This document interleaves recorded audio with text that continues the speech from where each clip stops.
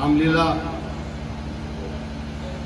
खामपुर के आज के इस 49वें मंचन के सम्मानित अध्यक्ष जी, मंच पे मौजूद गांव के सभी और क्षेत्र के सभी नागरिक, संचालन कर रहे राष्ट्रीय लोकदल के क्षेत्रीय अध्यक्ष हरेंद्र जी, सामने बैठे सभी गांव के बुजुर्गों, भाइयों, साथियों, दोस्तों, बहुत अच्छी अच्छी बातें आज इस मंच के माध्यम से आई। प्रधान जी यहाँ मौजूद हैं। रामलीला का मंच है, लेकिन गांव स्तर की कुछ बात मैं करना चाहता हूं। जो लोकल स्तर की बातें हैं, जो कुछ बातें यही निपट जाएंगी, कुछ बातें जो है आगे जाके निपटेंगी। अभी गोयल साहब ने कहा कि वो सामने यहाँ पत्थर लगवाएंगे, तो भाई गोयल साहब का तो बहुत बड़ा सहयोग गांव का है, बहुत बड़ा। हमेशा आनंद प्रकाश गोयल जी ने हमेशा सहयोग किया है। जब जब आवश्यकता पड़ी, हमने भी इनसे कहा, इन्होंने सब बातों को माना। आज भी बड़ी घोषणा की। तो प्रधान जी यहाँ मौजूद है, उनसे मैं ये निवेदन करूँगा कि सामने जो लड़के बैठे हैं, ये हमारे भाई बैठे हैं, भाई यहाँ कम से कम यहाँ टाइम में चर्च में जो है गाँव ग्राम सभा से टाइम जो है कि बहुत ज़्यादा कीमत की तो है नहीं है। अभी लगवा देंगे अगले महीने लग जाएंगे प्रधान जी के। और इसके साथ साथ क्योंकि जब मैं विधायक था, प्रदेश सरकार में मंत्री था, और गांव के लोगों ने मुझे बुलाया था, तो गांव के लोगों ने ये बात रखी थी कि गांव में चकबंदी होनी चाहिए। और मैंने आपसे वादा किया था कि इस गांव में चकबंदी होगी। वादा करने के बाद लगभग 3 महीने बाद चकबंदी के मैंने आदेश निकाले। आज मुझे खुशी इस बात की है कि लगभग 2000 बीघे जमीन, जिस जमीन में कुछ भी नहीं होता था, नदी के पास का इलाका जहां नदी का पानी चलता था, उसमें कभी कुछ नहीं होता था, तो उस 2000 बीघे जमीन में आज किस तरह की फसल खड़ी आप सब देख सकते हैं। तो चकबंदी का कुछ फायदे भी हो, कुछ नुकसान भी हो, तो इसका बहुत बड़ा लाभ गांव को हुआ। हम सब लोगों ने, गांव के लोगों ने, मैं भी इसी गांव का निवासी हूं, हम सब लोगों ने तय किया था, ये तय किया था कि गांव में इंटर कॉलेज लड़कों का, एक इंटर कॉलेज बालिकाओं का वो होना चाहिए।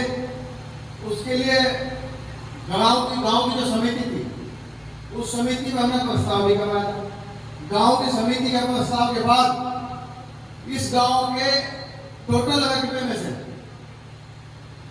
कुछ अंश जमीन का काट कर जो है यहाँ इंटर कॉलेज के लिए जमीन आवंटित हुई है, तथा एक बालिकाओं का इंटर कॉलेज की जमीन भी आवंटित हुई है। इसके साथ साथ प्रधान जी आप मौजूद है, बच्चों का खेल का स्टेडियम, उसकी जमीन का भी आवंटन हुआ है। अब जमीन का आवंटन तो हो गया, लेकिन ये बने कैसे?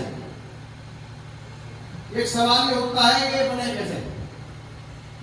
इन सब जमीनों पर पैसे की आवश्यकता है। इंटर कॉलेज में पैसा चाहिए, स्टेडियम में पैसा चाहिए, स्टेडियम के इंटर कॉलेज के साथ साथ और भी कई चीजें यहाँ गांव में हुई। तो भाई शायद अभी इंटर कॉलेज की जमीन पर कुछ विवाद है, तो अभी क्लियर हो नहीं रहा, लेकिन बहुत जल्दी वो उसका समाधान भी होगा। एक तो जो रामलीला कमेटी है, इसके साथ साथ कुछ और भी लोग इसमें शामिल होंगे। इंटर कॉलेज कैसे बने, खेल का स्टेडियम कैसे बने, अन्य चीजें गांव में कैसे बने, हम सब इस पर काम करेंगे। मैं भी गांव का नागरिक होने के नाते इन चीजों पर काम करूंगा। जिसकी आवश्यकता होगी, क्षेत्र के विधायक जी की आवश्यकता होगी, विधायक जी का बोलेंगे सहयोग, जिसकी आवश्यकता होगी उसका सहयोग लेंगे। मैं चाहता हूं हमारे बच्चे जो सामने बैठे, जो अगली पीढ़ी यहां मौजूद है, भाई इनका बहुत बड़ा जुगाड़ तो है नहीं, पढ़ने के संसाधन है नहीं। प्रधान जी कह रहे थे कि शिक्षा का स्तर ऊंचा होना चाहिए, बहुत बड़ा इनका जुगाड़ नहीं, तो इनका जीवन यापन कैसे चले, इन्हें शिक्षा कैसे मिले। इनके शिक्षा के लिए यहाँ पे इंटर कॉलेज होना चाहिए।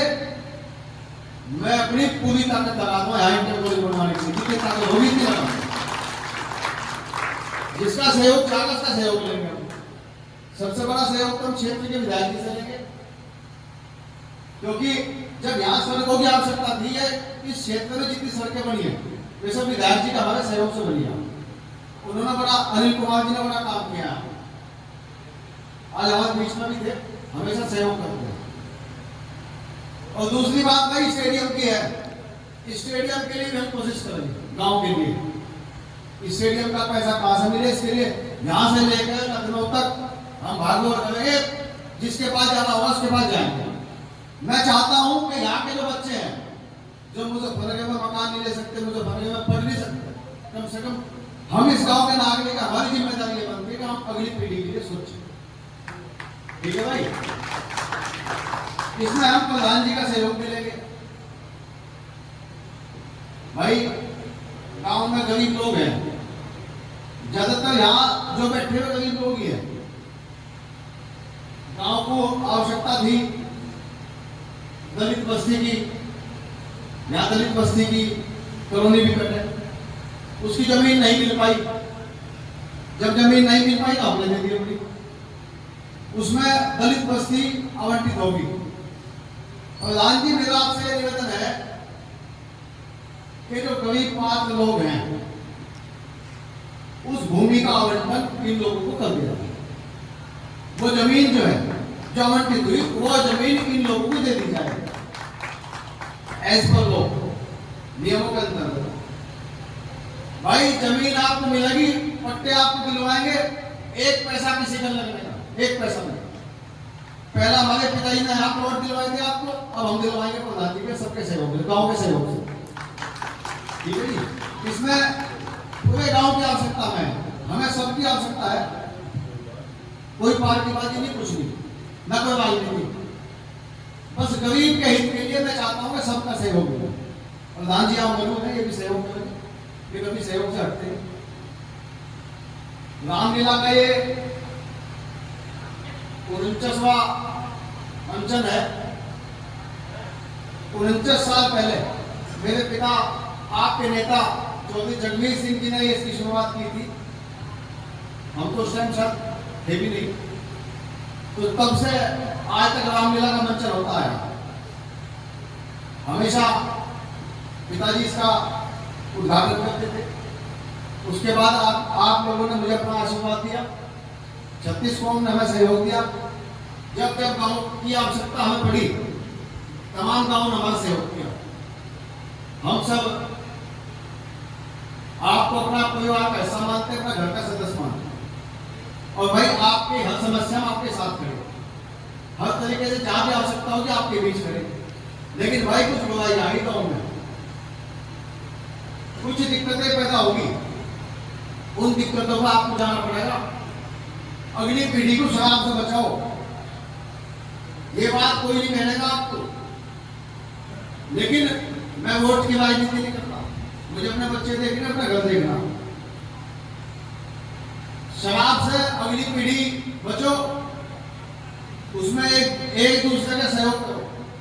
जहां मेरी आवश्यकता हो मुझे बुलाओ, मुझे सूचना मिलती है, मुझे पता लगता है कुछ कहीं ना कहीं कुछ गलत हो रहा है, इसलिए मैंने ये बात कही, इसमें सुधार की आवश्यकता है।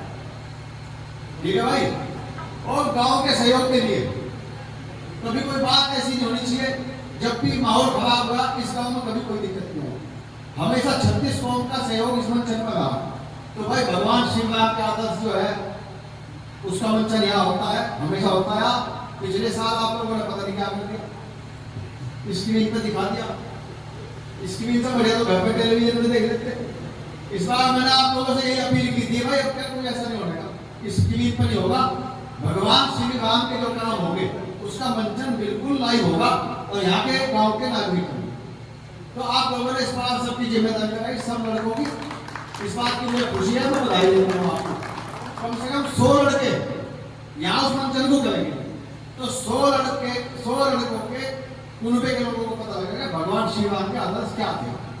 मैं यही चाहता हूँ कि भगवान श्री राम के आदर्श घर घर में जाए, जो उनके आदर्श थे।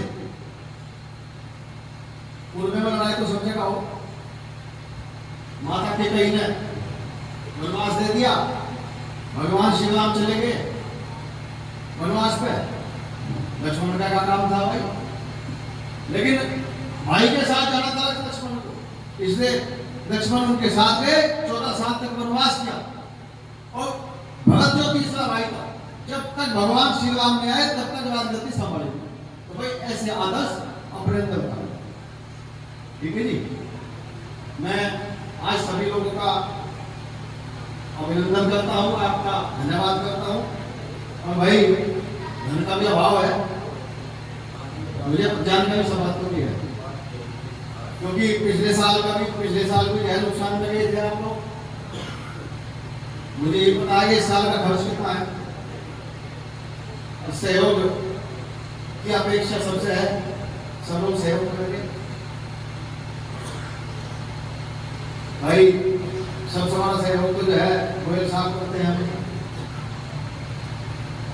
अब गोयल साहब भी चुप बैठे। अच्छा, प्रधान जी से भी उम्मीद है कि प्रधान जी की भी हमें सहयोग चाहेगा।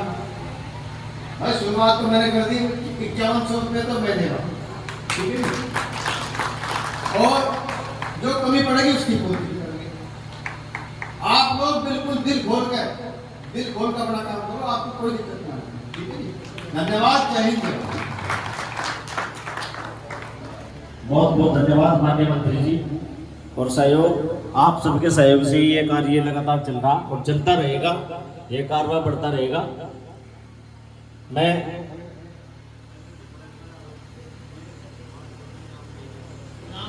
ये तो इनाम अध्यक्ष जी को इनाम है आपकी मेहनत का, समाज को जोड़